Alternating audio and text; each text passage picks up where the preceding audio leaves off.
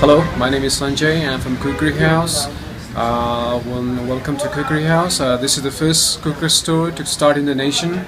We started back in 1991, and then we've been supplying our knives to the military, to all the Gurkha units aboard. And I'd like to give you a small tour to my shop. Okay, let's begin with the army knives first. Right over here, you have the all selection of the army ones. You have Nepal Army, Nepal Police carrying a smaller size, and then you have the British Khukuris, part of the British Army, carrying the 10 inches size, a field knife, which is always unpolished blade, unpolished handle, and then you have the service number 1, which is a bit more polished, which is carried for a daily parade, and then you have the ceremonial, which has a patent leather case, which is a bit more like a dress knife because it's a polished one. So you want to look smart when you're doing the parade. Sure. So that's your parade knife. And then over here I have the most famous and the classical one, which is the World War I replica and which is the World War II replica. Okay. The reason why they are more famous is because it's a bigger size, they were more effective in the olden days, and then has more history. I mean, this is the knife that scared the Japanese and the Germans away. So this is the size if you want to buy something real, authentic, classical, something that carries more history. This is the one I recommend. And at the bottom you have some famous village knives. In Nepal, knife is not just a weapon, it's a good tool as well. So we have different blacksmiths from different areas crafting their own kind. So then they have a smaller size, doing smaller things in the kitchen. Is there any sort of like a famous area of Nepal in some of the villages where the Khukuris there are a few forged? places like Dharan, the most famous of all, and then we have Bhojpur, and then we have Dankuta. Okay.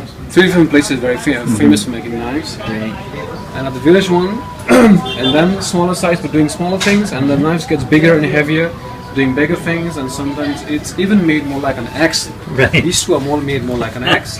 I mean, so the when you hold one, you thickness, have the thickness and you have the weight. Yeah. So when you use to chop 5 woods, this is your blade. That's amazing. Yeah. So these are the traditional ones, and at the top you have the sacrificial ones. In Nepal, there's the biggest festival called the Sai, which happens in October. And during that festival, we need to sacrifice some goats, some sheep in the name of God. So to do that, you require a bigger blade like this. Right. So on one go, in one blow, the head is decapitated. Right. I mean, it's very painless for the animal. So and then a good way to die for it. Yeah. So this is the size used.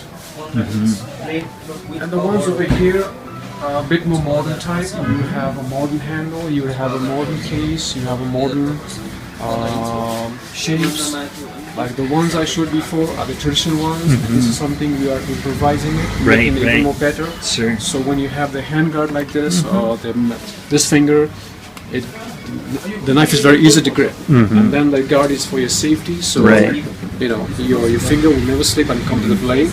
So you have the safety guard, and with the traditional handle you always have the bumps and the razors, which sometimes digs to your palm when you're working with it. Sure. But then with this kind of handle, the bumps and razors are all removed.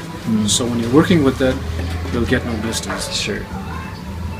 So Sanjay, I really appreciate your tour of your shop, and you guys are world famous. And I was just wondering, with such expertise in knives, have you ever had any requests from knife makers to come and get some lessons to improve their knife making skills? Knife request. Now let me think. Oh yeah, there was one guy called Gav Kafko. I think he emailed me, and then he said he wanted some lessons. So what I've written back is, why don't you come to Nepal? I'm gonna show you where my knives are made, and then you'll get your lesson right there. That's awesome. Yeah, I heard that he's really wanting to improve his knives, and that he needs to learn to forge. So I'm glad you reached out to. That was humble of him. Yeah, I look forward to meeting you.